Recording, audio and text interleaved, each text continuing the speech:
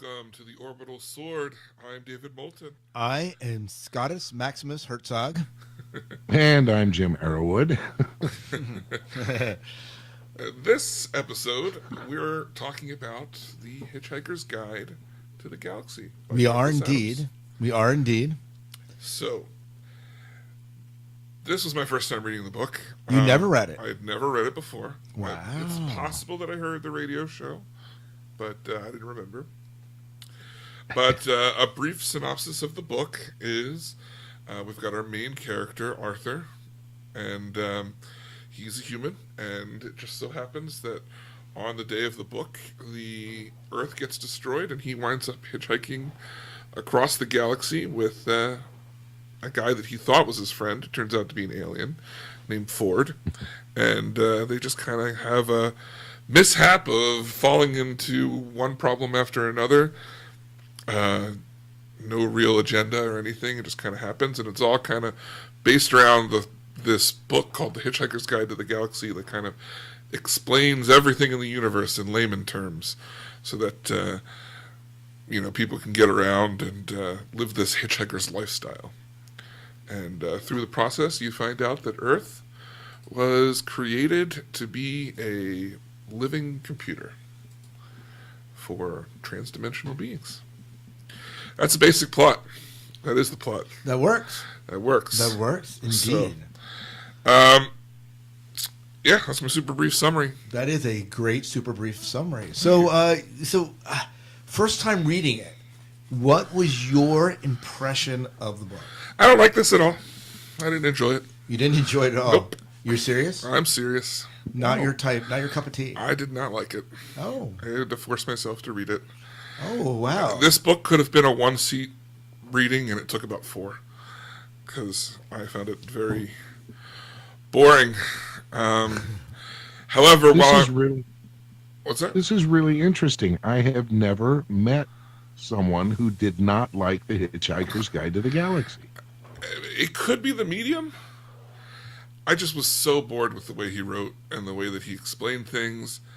Anytime something new came on scene, I was just like it was just like a pain to read about his describing of things. There was the book didn't go anywhere. There was no agenda. They literally just fell into everything. And even at the end of the book was my favorite part, and not because it ended. That would be very cliche to say that. I really like the way, I know the next book is called The Diner at the End of the Universe. Right, and I really restaurant.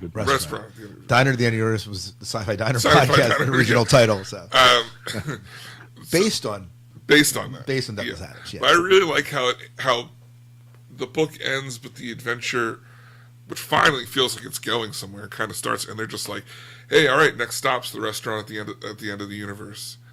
And I was like, "Well, that was a great ending. Like that ending, if I had enjoyed the whole thing, would make me want to pick up the other book." Because maybe you should. Maybe I should pick up the other. It was a very easy read. I'm not going to go that. And I'm reading it, and the whole time I'm thinking to myself, if I heard this on the radio, which I probably did when I was younger, I probably loved it because it is written in this narrative that fits radio so well. Like if somebody with a great voice can make you picture these things in your head while they're emoting and vocally to you and that's the way it reads. But when I read it with my monotone internal voice, there's no love, there's no passion. There's wait. Your internal voice is monotone. My internal voice is very flat, and this is very it's like if Data were to sit and read you a book. That would be my internal voice. It's very mine's. Oh, so yours reads in Morse code. Basically, nice. So okay, no wonder you had struggled with this book. I mean, Morse code. I don't even know Morse code. I had to sit down and write it down. See, no wonder it sucked. So, oh man. Well, I'm sorry that you know what you really need to do is you need to listen to this book. That's actually because I didn't. So just so you know, listeners, when I say that I read a book. 99% of the time I have listened to it because I just don't make the time to sit down and actually physically pick up a book and read. I do, but with kids and everything that I'm kind of juggling in my life, I end up listening when I run or when I'm driving somewhere, and I'm able to consume quite a bit in that time. And Hitchhiker's Guide I consumed by listening. Jim, how about you? How did you listen, or did you read the book? I have read the book numerous times, 8 or 9 at least. Wow. But I have also listened to the audiobook version. I had cassette recordings of it years ago. I wore them out of all of the Hitchhiker's Guide books by Douglas Adams, read by Douglas Adams. And so that awesome. That brings me to a theory, David. Mm-hmm. Did you read this book with a British accent or just as an American? Because I think if you had read it with a British accent, you probably would have enjoyed it more. But can you do Morse code in a British accent? That's what I want to know. No, I tried it once on an Aldous lamp, and it sure didn't come out very well. But did you have a gargle blaster in your hand? Because if you did, I think it would have gone a lot better. It might have helped. David, did you read it with alcohol? Because I think that might have helped. It might have helped as well. Yeah. No, I can't say the story is bad. I just did not enjoy the book, and I 110% believe that if I would have listened to this, I would have enjoyed and found myself lost in the story much more. Especially with a British accent. Especially with a British accent. And now my mom keeps going on and on about the PB or the NPR PBS publication, where they had full actors. Oh yeah, doing the radio drama. Yeah, the radio drama of it. And I kind of remember the very beginning of that. So I feel like that would have been awesome. I don't know if a movie would do the same justice. I don't know. I didn't see the movie either. Okay, I would advise you to avoid it with all due passion. Just don't go anywhere near that movie. Jim, so what Jim's saying is that he loved the movie. He loves the movie. He loves the movie. Martin Freeman is the best person in the world. That's right. And come on, and Marvin in the movie, you can't go wrong. Giant head. Yeah, I mean, come on. Yeah. So. I was disappointed with Marvin in the book, but anyway, get that characters. Yeah. But so yeah, I don't know what to say. My rating will definitely reflect my impression of reading the book. However, I feel it needs a disclaimer to say that although I didn't enjoy myself and I didn't enjoy the book, I by no way am saying that it's not a good story. Oh, okay, all right. Well, Jim, your thoughts. You've read the thing a gazillion times.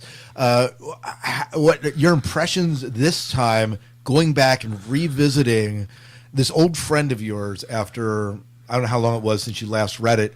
What was it like for you to get back into the story? What did your impressions of it? Oh, I would have to say it's been about 10 years since I read it. So there was a lot that I didn't remember, specific little things that I really enjoyed.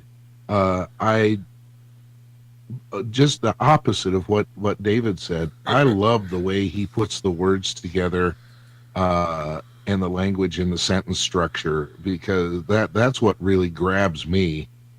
I'll give you an example of that later when we do quotes. But yeah, I'll tell you what, I really like this book. It was recommended to me by a friend so long ago, and I think the first time I read it, I didn't really understand it, and so I dug deeper into it. I like it mostly for the way he twists the sentences around. Yeah, very good. Well, for me, I'm like you. I haven't read it. I don't know if I've read it 9 times. You might have me beat there. But I've read it at least 4 or 5 times in my life, and every time I have enjoyed it. I enjoy the stupidity of everything and how it mirrors so much of our society.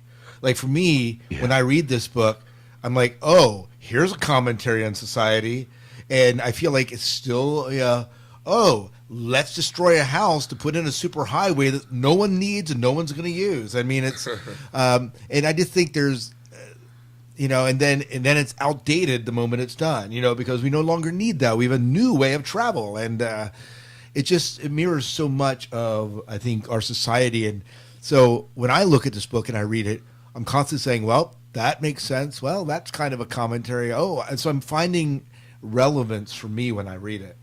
And I think, Relevance and irony. yeah, yeah, and seriously, it's in the irony of the book. And I think the other thing that plays in is that, I mean, Douglas Adams tends to be a very existential writer. Stuff happens and there's no reason, and you can't, I mean, and I think he's mirroring his perception of life. The way he viewed it is like, stuff just happens. You know, you're kind of thrust into the world, and stuff happens, and all you can control is how you deal and react to it. And that's what the characters are. They're thrown into a situation after situation, and they're just like, okay, how are we going to react to this? Mm-hmm. So, I don't know. But those are my thoughts. I did enjoy this read of it again. Okay. And I have the trilogy in 5 parts sitting on my shelf over there. So, trilogy in 5 parts? It is a trilogy in 5 parts. So it's 5 books. It's 5, technically 6. There's a 6th one that was written by Alan Dean Foster. Is that right? Off of Douglas Adams' notes? I think so. Yeah, Salmon of Doubt. Okay. Is it ended? In theory. You haven't read it? I think, it's been a while. But I think that the 5th book, correct me if I'm wrong, because I forget, Jim, in the 5th book, they come back to Earth, right? To be honest with you, I've never read it. Not Salmon of Doubt, but the 5th book in the series of the Hitchhiker's Guide.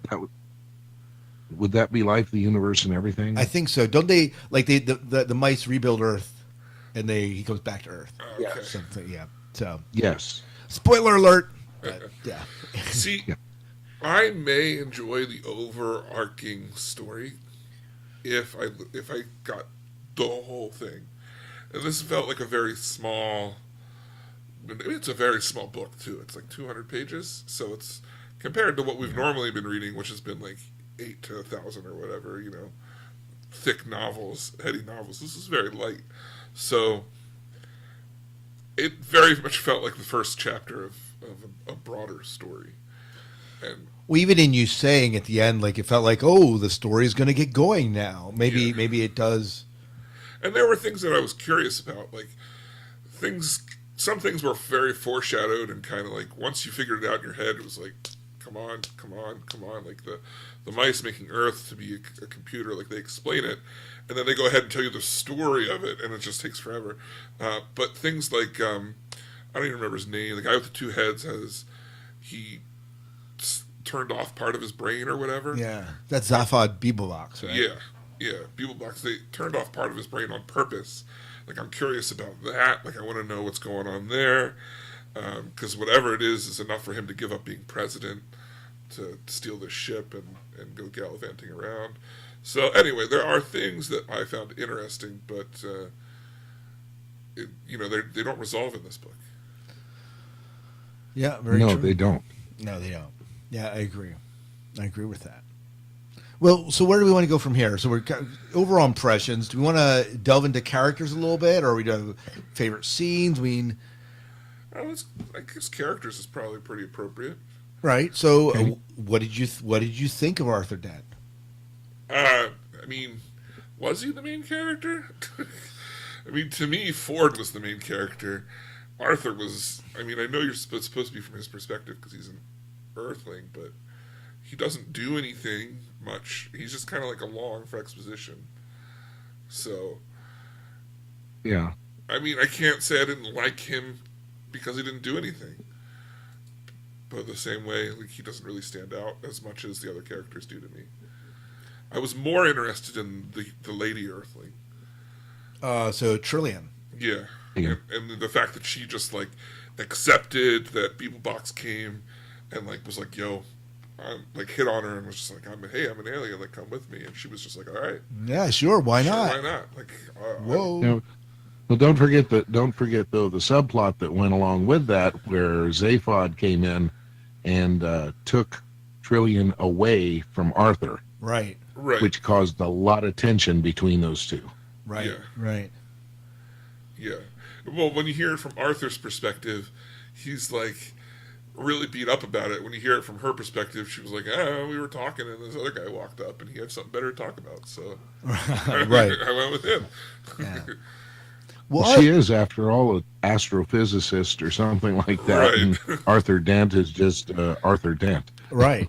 Well, I've heard him described as being, Arthur Dent being like the worst hero in the galaxy. Really? Yeah, he's kind of described that way.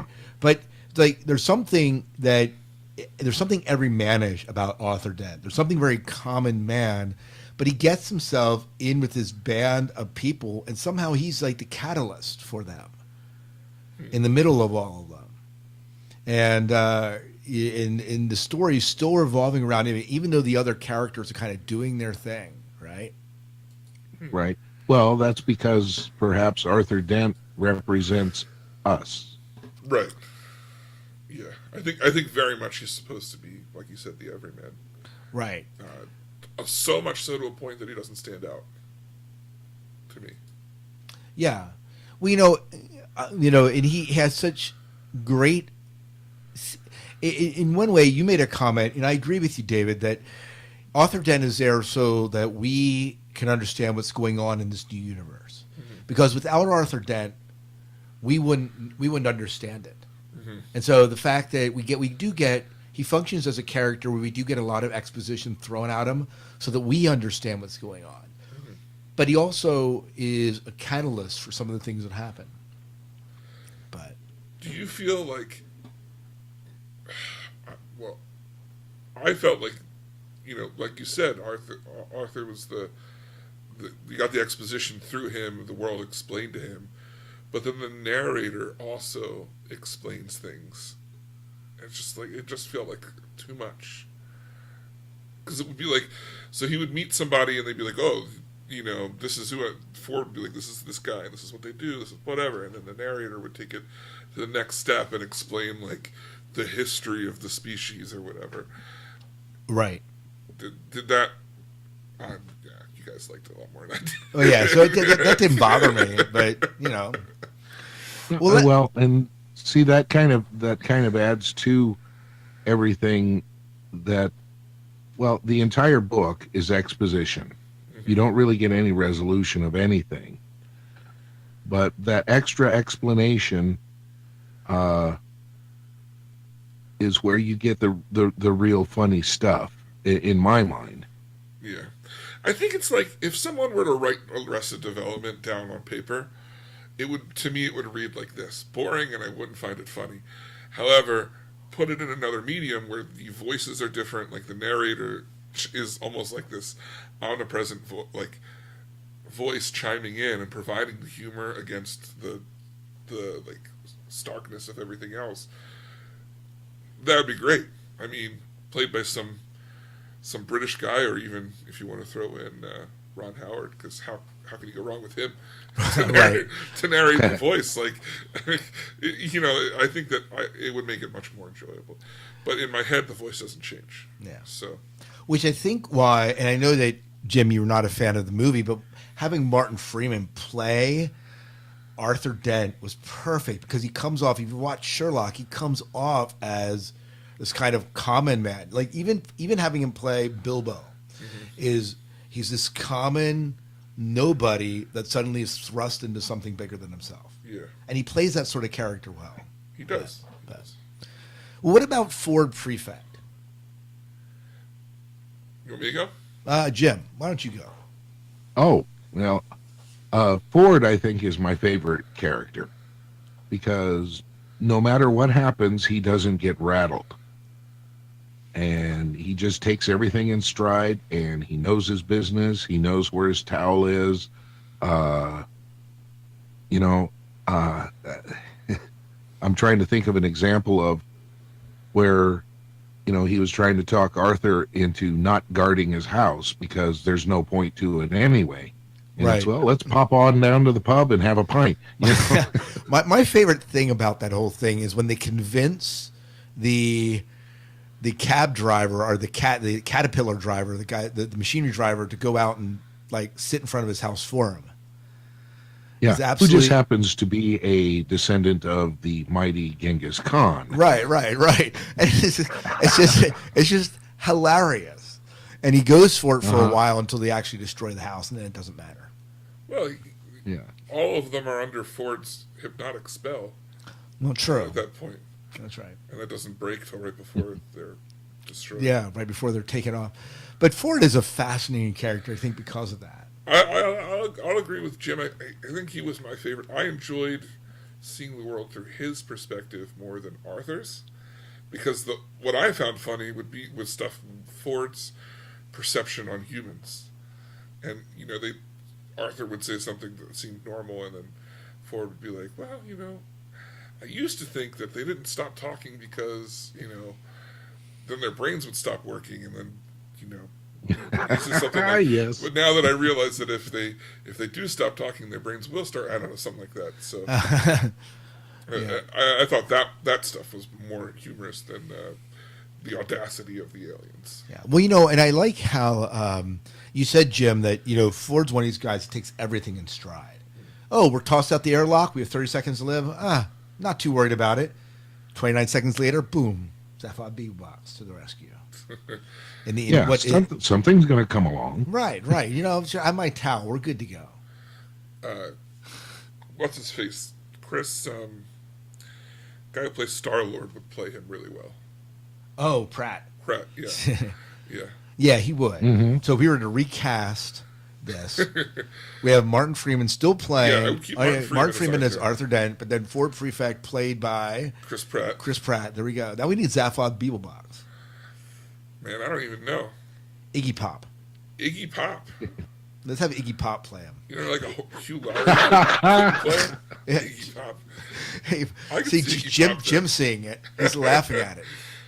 Right. Isn't he? Totally? Iggy He's totally Zaphod Iggy Beeblebox. Pop's. Yeah, Iggy Pop's head on one side and Marilyn Manson on the other. Absolutely. That would be perfect. Well, who would play Trillian? In my mind, I have a picture of the girl, but I don't know what her name is. She always plays nerdy girls on like comedy shows. Oh, I have no clue. Yeah, I know. I don't know what her name is. No, me neither. So, If you don't remember, I don't. I don't watch comedy shows. so maybe the girl on Last Man on Earth. What's her name? Whatever. Big Yep. nose. Funny. All right. Well, what about Zaphod Beeblebox? The president of the galaxy. Who has about as much power as anyone, right? I found his character like throwaway, except up until the point where he divulges the info that there's the part of his brain that's turned off, and that he turned it off. Then I found him interesting. Up until that point, I was like, he didn't make any sense to me. I'm like, why did he steal the ship? Why did he, what's Okay, I think I can help you with that. If you remember, he was elected president in order to take attention away from the real center of power in the galaxy. Right. So he's a tabloid president that does all this weird stuff, so that the people who are really governing, they don't get scrutinized. Hey, that sounds like true life. Don't get me started on that. Oh, this is not a political show, but again, No, when you talk about this book being ironic and having stuff that really does mirror real life at times, well, we might have that in Zaphod Beeblebox a little bit. Yeah. I don't know.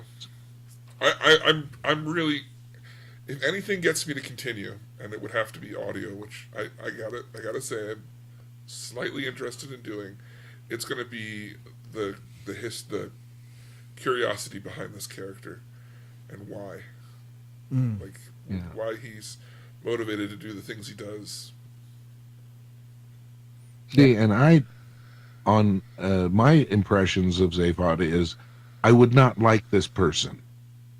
I would not want anything to do with him. He is a total smartass and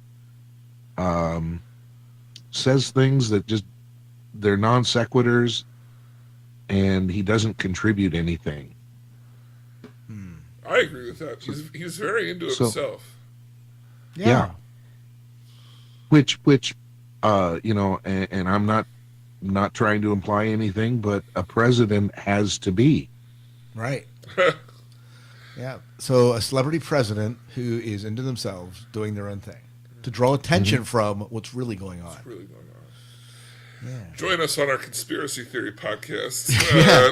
Yes, on our new podcast we're launching about, does Douglas Adams' Hitchhiker's Guide to the Galaxy mirror what's really going on in America right now? So, this is not really a character, but I want to call the ship a character, the Heart of Gold, and maybe want to call the computer Eddie, right? Eddie the computer. So let's talk about Heart of Gold and the infinite improbability drive. Yeah.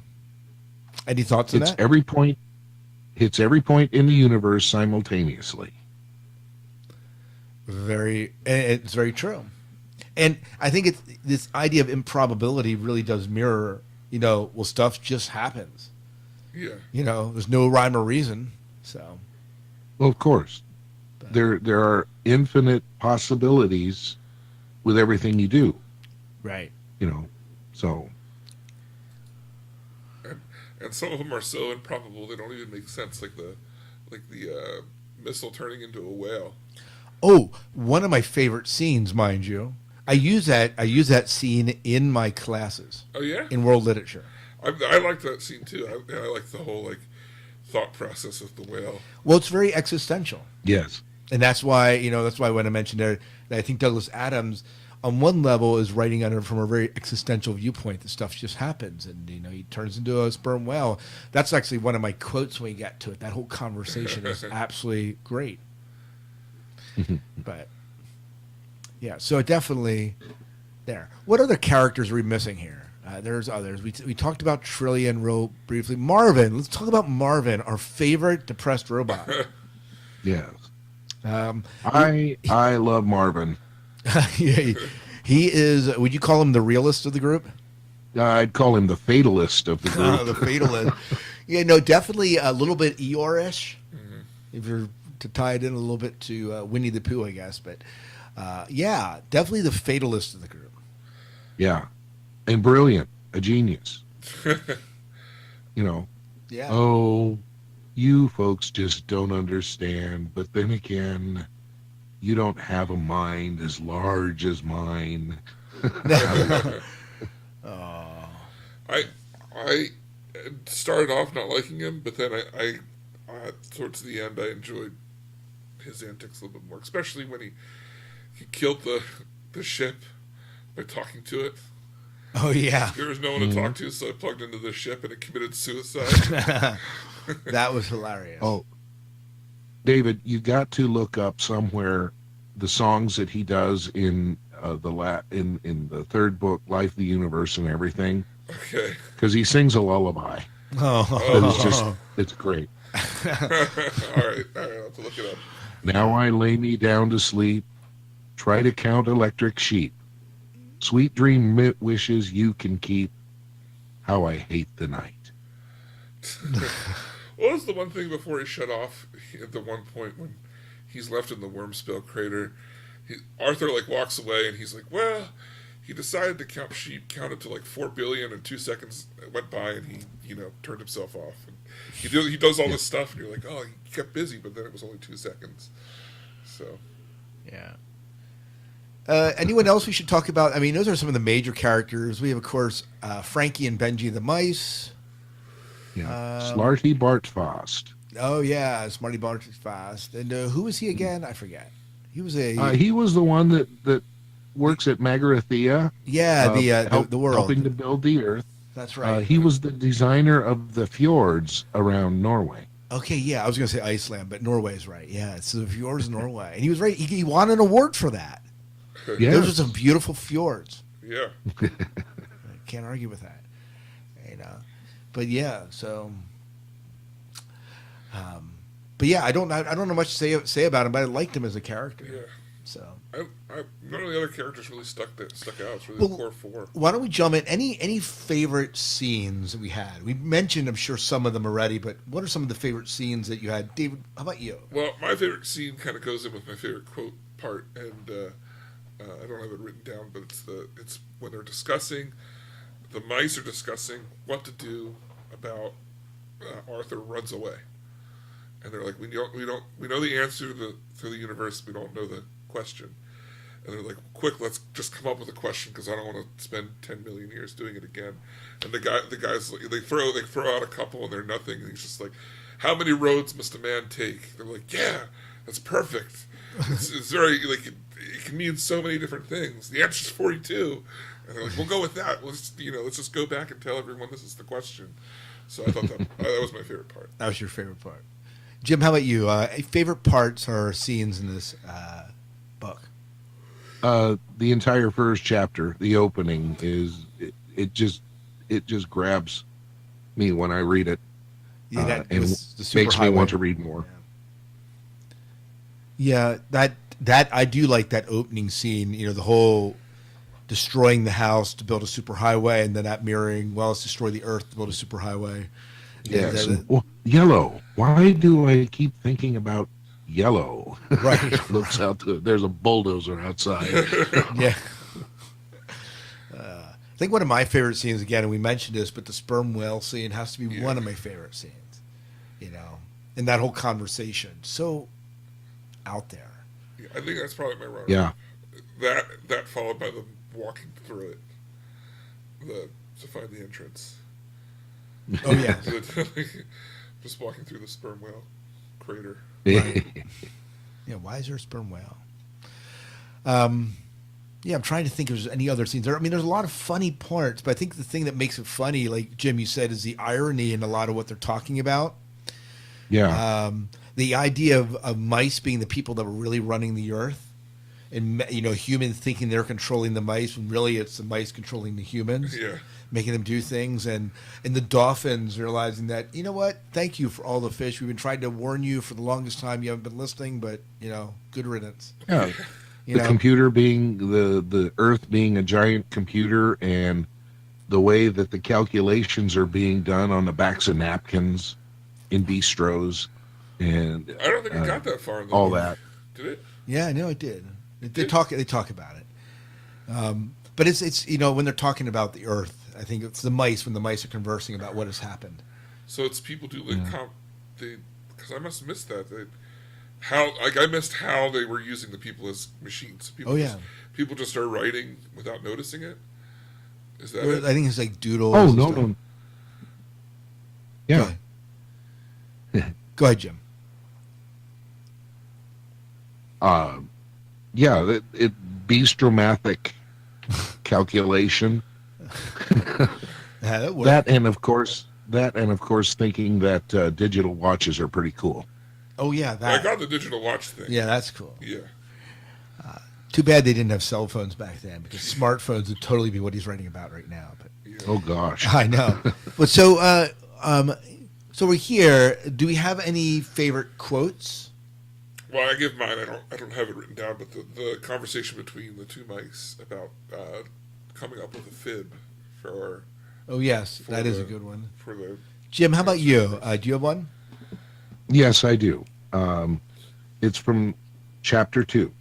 The Hitchhiker's Guide to the Galaxy also mentions alcohol. It says that the best drink in existence is the Pangalactic Gargle Blaster. It says that the effect of drinking a Pangalactic Gargle Blaster is like having your brains smashed out by a slice of lemon wrapped around a large gold brick. The guide also tells you on which planets the best Pangalactic Gargle Blasters are mixed, and how much you can expect to pay for one, and what voluntary organizations exist to help you rehabilitate afterwards. That is good. That is good. And that's the example that I really like, the getting your brains smashed out by a wet slice of lemon wrapped around a large gold brick. It's backwards. It is. It is. Well, here's one that I have, and I had this one's about the dolphins, right? And he says, for instance, on the planet Earth, man had always assumed that he was more intelligent than dolphins because he had achieved so much: the wheel, New York, wars, and so on. Whilst all the dolphins had ever done was muck about the water having a good time. But conversely, the dolphins had always believed that they were far more intelligent for man for precisely the same reasons. Mm-hmm. So I think that's true. Yeah, I think the thread that goes throughout the book, maybe and the series in general, is the articles in the Hitchhiker's Guide itself. Yeah, because they are explain so really- much. Yeah. They're entertaining. Yeah. Plus, we can't forget the quote, "Don't panic." Yeah. I mean, that's the iconic, right? Don't panic. Yeah. But I also like the one, "Time is an illusion. Lunchtime doubly so." Boy, that's the truth. Yeah, I know. That's an illusion. You know, I gotta say, I'm gonna call it as the Napoleon Dynamite effect. And in actually talking to someone about this book, I find talking about it much more enjoyable than I did consuming it. So, and that was the same way Napoleon Dynamite is. It's not fun to watch or take in, but then talking about it for years to come, Right. has Yeah. merit. So, Yeah. I think this might be similar to me. Yeah. It's kind of like Monty Python and the Holy Grail. Oh, you know? Yeah. Have you ever gotten into one of those sessions where you're sitting around with your friends quoting the entire movie? Yeah. Yeah, that's true. I also like this quote by him. He said, "I'd far rather be happy than right any day." I like that. It is. Or Thursdays. I just can't get the hang of Thursdays. Yeah. I mean, there are a lot of good quotes I'm looking at. So, yeah. For a moment, nothing happened. Then after a second or so, nothing continued to happen. Well, let's move along here to our closing thoughts, which includes our rating of this book. So let's go ahead and start with you, Scott. 10 Gargle Blasters out of 10 Gargle Blasters. Okay, so an undisputed, absolute Well, lemon see- smashed out of your head. Yeah, so it's very true. And here's the thing, like, I'm glad you read it, David, because I think that you can't really say that you've read. When we talk about pieces of literature that have impacted the sci-fi community and are referenced, I would say that Douglas Adams' Hitchhiker's Guides, it shows up in different places. Oh, yeah. Like, when is the answer not 42? Mm-hmm. And you, and I think that this book has had such an impact that it's one of the books that, if you're going to call yourself a reader of science fiction, you at least have to have under your belt. Yeah. In my opinion. And I have felt like it's been hanging over my head forever. Well, that I hadn't read no it. longer, David. No No longer. longer. But All right, Jim. Where does this sit with you? Okay. You're well aware I read lots of science fiction, and I read a lot of heavier science fiction, and the Hitchhiker's Guide books are an opportunity for me to kind of take a step back once in a while and look at something that isn't so heavy, doesn't make me think so much, and just be entertained with a book instead of having to really slog through something. yeah. So your rating on it? My rating, 5 out of 5 All right, very for the entertainment value All right. and the language. And you say that, Jim, but I would argue that there is some incredible depth in the book. Despite, If you really dig into it, yes. yeah, If you want it. if you want it. If not, it's just hilarious. How now, David? yeah. How would you rate this book, David? Let me tell you, what was sticking in my head was a 1.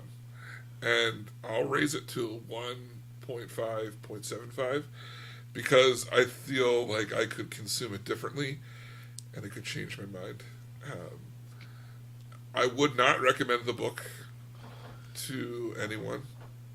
Not because it's... And this is so weird because I'm giving it a low rating, not because it's a bad book, but because of my own enjoyment, which is... Usually when I give a low rating, it's like, don't ever read this book. But right now, it's just like, I just didn't enjoy it, and I would not read it, and I would not recommend it to anyone. Not because it's a bad book, but because I would never... I don't think I'll ever think to, like... If someone's like, oh, give me a book recommendation, like, this is not going to be on the tip of my tongue as a recommendation. So... Fair enough. That's where I'm gonna stick with it. Fair enough. It's a weird one for me. So. Yeah. Well, maybe the medium is everything. So it is, and I may consume the second book via audio. People speak highly of the radio dramas. If you ever get a chance, maybe the radio drama might be the way for you to go. Yeah, I think it might be. So, yeah. Well, and that's the way it was originally intended anyway, wasn't it? Yeah, I think it originally was a radio drama, then became a book. Okay. All right. So, Yeah. So that could have a lot to do with it. But it does. In no way do I think that somebody who does not like the book should have to apologize. And hopefully, David, you're not apologizing for it. No, absolutely. And I don't take away any credibility from you as a sci-fi person because you don't like this book.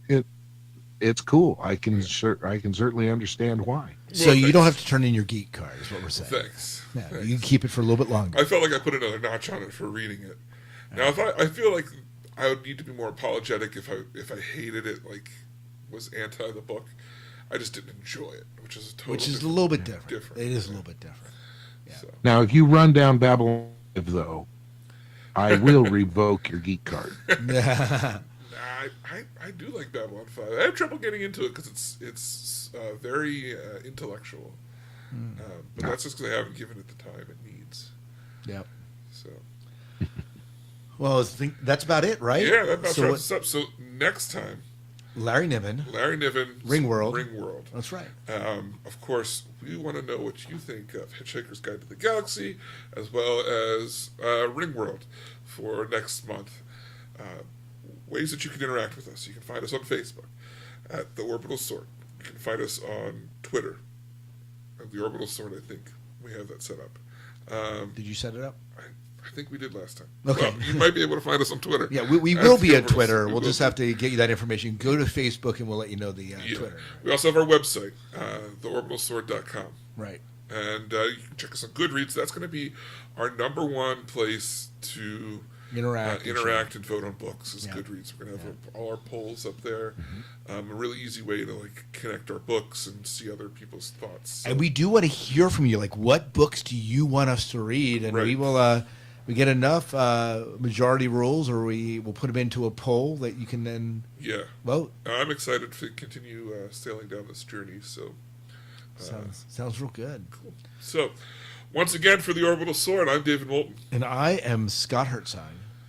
And I'm Jim Arrowwood, and we get to have a tagline. And we're working on the tagline, but thank you so much for listening. We'll see you next time.